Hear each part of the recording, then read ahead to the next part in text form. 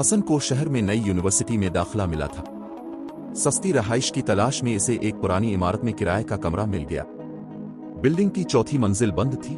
سیڑھیوں کے آخر میں ایک زنگ آلود لوہے کا دروازہ تھا جس پر لکھا تھا خطرہ داخلہ منع ہے۔ جب حسن نے ریاض چوکیدار سے پوچھا تو وہ خاموش ہو گیا، بس اتنا بولا، ادھر نہ جانا بیٹا، وہ جگہ اب بھی زندہ ہے۔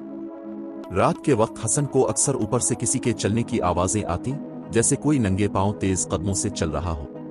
کبھی کبھی ہنسی کی آواز، عورت کی، لیکن کسی چھوٹی بچی جیسی۔ ایک رات کیوریاسٹی نے حسن کو مجبور کیا۔ اس نے موبائل کی ٹارچ آن کی اور چوتھی منزل کا بند دروازہ کھولنے کی کوشش کی۔ حیرت انگیز طور پر دروازہ کھل گیا۔ اندر صرف اندھیرا تھا اور ایک پرانا جھولا جو خود بخود ہل رہا تھا۔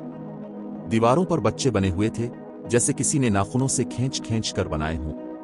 کمرے کے کونے میں ایک بچی بیٹھی تھی، سر جھکائے۔ حسن نے ڈرتے ڈرتے پوچھا، تم یہاں کیا کر رہی ہو؟ بچی نے آہستہ سے سر اٹھایا۔ اس کے چہرے پر آنکھیں نہیں تھیں، صرف کالے خالی گڑے، اور اس کے ہونٹوں سے نکلا، تمہیں بہت دیر ہو گئی ہے، اب تم بھی یہی رہو گے۔ پیچھے دروازہ بند ہو چکا تھا۔ اگلے دن ریاض نے پولیس کو بلایا۔